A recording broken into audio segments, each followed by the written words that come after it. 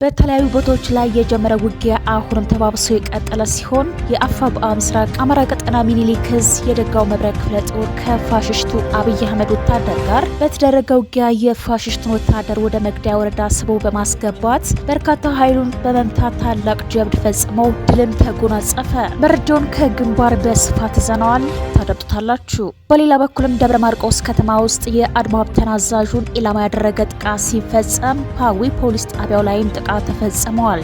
በሌላ በኩልም ደብረ ማርቆስ ከተማ ውስጥ የአድማ ብተና አዛዡን ኢላማ ያደረገ ጥቃት ሲፈጸም ፓዊ ፖሊስ ጣቢያ ላይም ጥቃት ተፈጽሟል። ይህንንም መረጃውን ከግንባር አጠናክረን ይዘነዋል፣ ትሰሙታላችሁ። ሰላም ጤና ይስጥልን። የተወደዳችሁና የተከበራችሁ የቻናላችን አድማጭ ተከታታዮቻችን በያላችሁበት የዓለም ዳርቻ ሰላምታችን ይድረስ ያለን አሁን ለሰዓቱ መደመጥ ያለባቸውን አጫጭርና ወቅታዊ መረጃዎችን ይዘን ቀርበናል። ለቻናላችን አዲስ የሆናችሁ ቻናሉን ሰብስክራይብ እንዲሁም ቪዲዮ ላይክ እና ሼር በማድረግ ቤተሰብ እንድትሆኑ በአክብሮት የጠየቅን ወደ መረጃዎቻችን እናልፋለን። እስከ ዝግጅታችን ፍጻሜ ድረስ አብራችሁን ሆኖ ደብረ ማርቆስ ከተማ ውስጥ የአድማ ብተና አዛዡን ኢላማ ያደረገ ጥቃት ሲፈጸም ፓዊ ፖሊስ ጣቢያ ላይም ጥቃት ተፈጽሟል። ብረኸኛው ጅበላ ሙተራ ብርጌድ ደብረ ማርቆስ ወንቅ አካባቢ በሁለት ፓትሮል ላይ ሆነው ሲንቀሳቀሱ በነበሩ የፖሊስ አባላት ላይ ድንገተኛ ጥቃት በመፈጸም የአድማ ብተና አዛዡን ኢንስፔክተር እንዳለው አላመረን ጨምሮ በርካታ ፖሊሶችን ማቁሰልና መደምሰስ ተችሏል። ሁለቱም ፓትሮሎችን በተካሄደው ማጥቃት ከጥቅም ውጭ ማድረግ ተችሏል። እነዚህ ፖሊሶች ማታ ማታ ጨለማን ተገና አድርገው የደብረ ማርቆስና አካባቢውን ማህበረሰብ ስልክና ገንዘብ የሚዘርፉ የሚደበድቡና የህዝቡን ጥቅም አሳልፈው የሰጡና ሆዳቸው በህዝብ ገንዘብ የሞሉ መሆናቸውን ማረጋገጥም ችለናል። በትላንትናው ዕለትም ጃዊ መተከል አራተኛ ክፍለ ጦር አባይ መተከል ብርጌድ የፋኖ አባላት መተከል አውራጃ ወደ ፓዊ ከተማ ሰርገው በመግባት በጠላት ላይ ኪሳራ አድርሰዋል። ተወርዋሪ ኮከቦች ፓዊ ከተማ በመግባት ፖሊስ ጣቢያው ላይ በፈጸሙት የቦምብ ጥቃት በርካታ የአብይ ተላላኪ ፖሊሶችን መግደልና ማቁሰል ቁስለኛ ማድረግም ተችሏል። ይህ በእንዲህ እንዳለ በሌላ መረጃችንም የአፋብአ ምስራቅ አማራ ቀጠና ሚኒሊክ ዕዝ የደጋው መብረቅ ክፍለ ጦር ከፋሽስቱ አብይ አህመድ ወታደር ጋር በተደረገ ውጊያ የፋሽስቱን ወታደር ወደ መግደያ ወረዳ ስቦ በማስገባት በርካታ ኃይሉን በመምታት ታላቅ ጀብድ ፈጽመው ድል ተጎናጽፈዋል። ንጋት ጀምሮ ያላሰበው ድብደባ የደረሰበት የብርሃኑ ጁላ ሰራዊትም ሙትና ቁስለኛውን ጭኖ ሲፈረጥጥ የነበረበትን ፓትሮል በክንደ ብርቶቹ አነጣጥሮ ተኳሾቹ ተመቶ ወድሟል። ምንም እንኳን የሚሰራውና የሚያደርገውን ቢያጣ ዘረ ጨፍጫፊ ሰራዊት እግሬ አውጪኝ ብሎ ሲፈረጥጥ ከፊቱ ያገኘውን የጋማ ከብቶችን ሳይቀር እየገደለ ነበር። ከዚህ ጋር ተያይዞ እንስሶችን በጥይት በመደብደብ አጸያፊ ተግባር የፈጸመ ሲሆን በርካታ እንስሶችን ገድሏል። ይህ አጸያፊ ተግባሩ አልበቃ ያለው ከፍቶ የለቀቀው አማራ ጠል ሰራዊት በጋዛ ወረዳ ሸራገነት ጤና ጣቢያ በመግባት የህሙማን መገልገያ የሆኑ ቁሳቁሶችን መድኃኒት፣ ስትሬቸር፣ ዊልቸር እና ሞተር ዘርፎ የአካባቢው ማህበረሰብ የህክምና ተቋም አውድመዋል። መረጃችን የቀጠለ ሲሆን በሌላ በኩልም ጋዜጠኞች የተሟላ የህግ ጥበቃ እንዲደረግላቸው ኢሰመኮ አሳሰበ። ሀሳብን በነጻነት መግለጽ መሰረታዊና በዘፈቀደ ገደብ የማይደረግበት ሰብአዊ መብት በመሆኑና ጋዜጠኞች የህብረተሰቡን መረጃ የማግኘት መብት ለማረጋገጥ ቁልፍ ሚና የሚጫወቱ በመሆናቸው ጋዜጠኞች የተሟላ የህግ ጥበቃ ሊደረግላቸው ይገባል ሲል የኢትዮጵያ ሰብአዊ መብት ኮሚሽን ኢሰመኮ አሳሰበ። ጋዜጠኞች በበኩላቸው የሀገርና የህዝብ ደህንነትን ከመጠበቅ አኳያ የተቀመጡ ግዴታዎችን በማክበር እንዲንቀሳቀሱ ኮሚሽኑ ጥሪ አቅርበዋል። ኮሚሽኑ ከኢንተርናሽናል ሚዲያ ስፖርት ጋር በመተባበር በጋዜጠኞች የህግ ጥበቃ ከለላ ላይ ጥቅምት 4 ቀን 2018 ዓ.ም በአርባ ምንጭ ከተማ ባካሄደው ውይይት የሲቪል ፖለቲካ፣ ማህበራዊና ኢኮኖሚያዊ መብቶች ኮሚሽነር አብዲ ጅብሪል ሀሳብን በነጻነት የመግለጽ መብት ዋናው ምሰሶ መረጃ የማግኘት መብት መሆኑን አመላክተዋል። የመብቱ መጠበቅ መረጃን ተደራሽ ከማድረግ በተጨማሪ በህብረተሰቡ ውስጥ የሚሰራጩ ሀሰተኛ መረጃዎችን ለማረም የሚያግዝ መሆኑን አስገንዝበዋል። ከዚህ አኳያ ጋዜጠኞች የህብረተሰቡን መረጃ የማግኘት መብት ለማረጋገጥ ቁልፍ ሚና የሚጫወቱ በመሆናቸው የተሟላ የህግ ጥበቃ ሊደረግላቸው ይገባል ሲል ጥሪ አቅርበዋል። ከማዕከላዊ ኢትዮጵያ፣ ከሲዳማና ከደቡብ ኢትዮጵያ ክልሎች የህግ አስፈጻሚ አካላት እና ከግልና ከመንግስት የመገናኛ ብዙሃን ተቋም የተውጣጡ ባለሙያዎች በተሳተፉበት የአርባ ምንጭ ውይይት በዘርፉ የሚያስተውሉ ክፍተቶች ላይ ውይይትም ተደርጓል። የጥላቻ ንግግርና የሀሰተኛ መረጃ ስርጭትን እንዲሁም የሽብር ወንጀልን ለመከላከል ለመከላከል ለመቆጣጠር የወጡ አዋጆችን ሽፋን በማድረግ የሚፈጸሙ ክልከላዎችና ገደቦች የመገናኛ ብዙሃን አባላት ስለመብታቸውና ግዴታቸው ያላቸው ግንዛቤ ማነስ እንዲሁም የመንግስት ስራ ኃላፊዎች ለተወሰኑ የመገናኛ ብዙሃን ብቻ መረጃ የመስጠት አስማሚያ በተለይም የመንግስት ኮሚኒኬሽን ኃላፊዎች ለግል መገናኛ ብዙሃን መረጃ ለመስጠት ፈቃደኛ ለመሆን በዘርፉ የታዩ ክፍተቶች ሆነው ተነስተዋል። የጥላቻ ንግግሮችን፣ ሐሰተኛ መረጃዎችን እንዲሁም ግጭቶች የሚቀሰቅሱ መልእክቶችን የሚያሰራጩ መገናኛ ብዙሃን መቆጣጠር አለመቻሉ በበይነ መረብ ላይ የሚጣሉ ገደቦችና በመገናኛ ብዙሃን አማካኝነት ተፈጽመዋል በተባለው ወንጀል ጋዜጠኞች ከህግ ውጭ ስርዓት የሚፈጸምባቸው መሆኑም በዘርፉ ከሚስተዋሉ ድክመቶች መካከል ተጠቅሰዋል።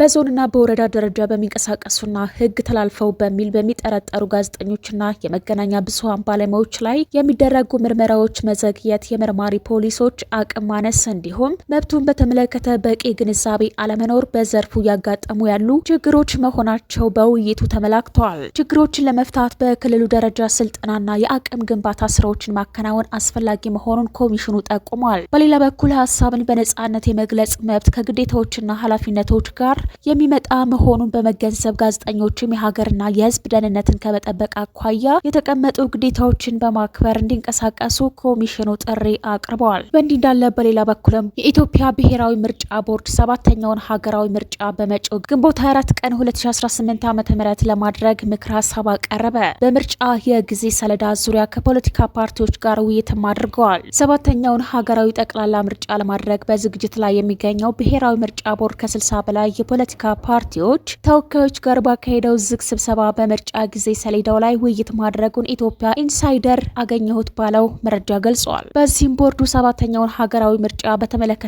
ዝርዝር የጊዜ ሰሌዳን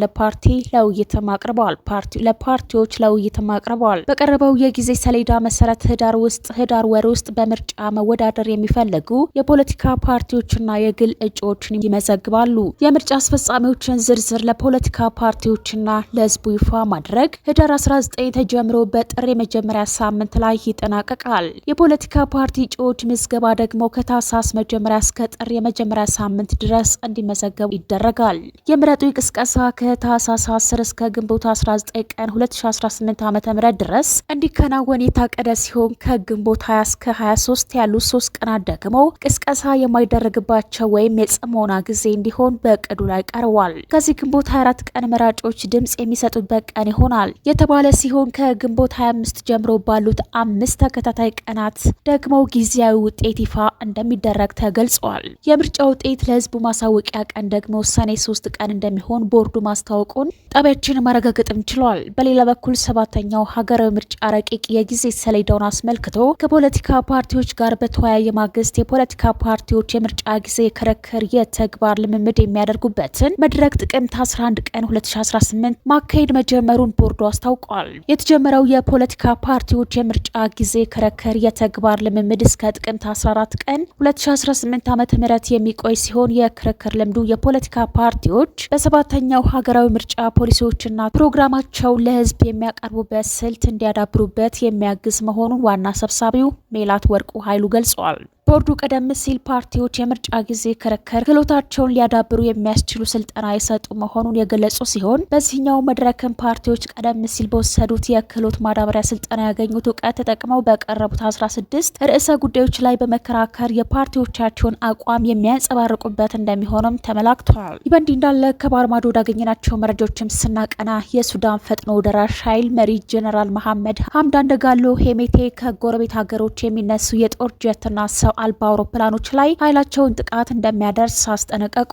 የሱዳን ጦር የሚደግፉ የቀጠናው ሀገራት አውሮፕላን ማረፊያዎች ላይ ጥቃት እንደሚሰነዘሩ ገልጸዋል። ሰራዊታቸው ላይ ጥቃት ለማድረስ ከሱዳን ጎረቤት ሀገሮች የሚነሱ የጦር ጀቶችና ሰው አልባ አውሮፕላኖች እንደሚመቱ ሱዳን ትሪቢዩን ዘግበዋል። ቁሳቁስ ለማድረስ ጥቃት ለመፈጸም ወይም ለመግደል ከየትኛውም ጎረቤት ሀገር የሚነሳ የትኛውም አውሮፕላን ያሰጋል ብለዋል። የቀጠናው ሀገራት አውሮፕላን ማረፊያዎች በሱዳን ለሚደርሱ ጥቃት መነሻ ከሆኑ የጦር አውድማ እንደሚሆን ሄሜቲ ዝተዋል። ማስጠንቀቂያቸው በተለይ ግብጽ ላይ ያነጣጠረ መሆኑ ቢታመንም ከዚህ ቀደም የወጡ አንዳንድ ሪፖርቶች የሱዳን መንግስት የጦር አውሮፕላኖች ከፈጥኖ ደራሽ ኃይል ጥቃት ለመጠበቅ ሲል ከፓርቲ ሱዳን ወደ ኤርትራ መዲና አስመራ ማዘዋወሩን አመልክተው ነበር። ግብጽ የሱዳን ጦር በማሰልጠንና ሰው አልባ አውሮፕላን በማቅረብ በጦርነት መሳተፏ ሲገለጽ ቆይቷል። የሱዳን ጦር የዘር ጭፍጨፋ ፈጽሟል ሲሉ ሄሜቲ ከሰዋል። ጦሩ በዳርፉርና ኮርዶፋን ግዛት ካሳ ተኮር ጥቃት መፈጸም ሰዎችን ከምድረ ገጽ ላይ ያጠፋ ነው ሲሉ አክለዋል። በቅርቡ በኮርዶፋን ግዛት በደረሰው የሰው አልባ አውሮፕላን ጥቃት የጎሳ መሪ ተገድለዋል። ጥቃቱን ተከትሎ የሱዳን ጦርና ፈጥኖ ደራሽ ኃይል እርስ በርሳቸው ሲካሰሱ ቆይተዋል። የሱዳን ፈጥኖ ደራሽ ኃይል ባለፉት ጥቂት ቀናት በጦር በተያዙ አካባቢዎች በተከታታይ የሰው አልባ አውሮፕላን ጥቃት ፈጽመዋል። ጥቃቶች ወታደራዊ መቀመጫዎችና ንጹሐን ዜጎች ኢላማ ያደረጉ ነበሩ። ውጊያው ከመዲናዋ ካርቱም አልፎ በዳርፉርና ኮርዶፋን ግዛቶች ተባብሶ ቀጥለዋል። በሌላ በኩል የሱዳን ሲቪል አቪዬሽን ባለስልጣን በካርቱም ዓለም አቀፍ አውሮፕላን ማረፊያ ላይ የደህንነት ፍተሻ ካደረጉ በኋላ አውሮፕላን ማረፊያው ለበረራ ክፍት አድርገዋል። አውሮፕላን ማረፊያው ከ3 ዓመት በኋላ የመጀመሪያውን ዓለም አቀፍ በረራ ትናንት አስተናግደዋል። ሆኖም ግን ባለፉት 24 ሰዓት በአካባቢው የሰው አልባ አውሮፕላን ጥቃት እየደረሰ ነው። አውሮፕላን ማረፊያው በእርስ በርስ ጦርነት ጉዳት ከደረሰባቸው መሰረተ ልማቶች መካከል ይገኝበታል። የሱዳን ጦር የካርቱም አውሮፕላን ማረፊያ ለበረራ ክፍት ከመደረጉ ከሰዓታት በፊት ጥቃቶችን በተሳካ ሁኔታ መመልከት ቱን አስታውቀዋል። የሱዳን ጦር የካርቱም የተወሰኑ አካባቢዎች መልሶ ከተቆጣጠረ በኋላ በመጀመሪያ ደረጃ ከወሰዳቸው እርምጃዎች አንዱ አውሮፕላን ማረፊያ ለበረራ ክፍት ማድረግ ነው። ፈጥኖ ደራሽ ኃይል ያደረሰው ጥቃት ግን አሁን ላይ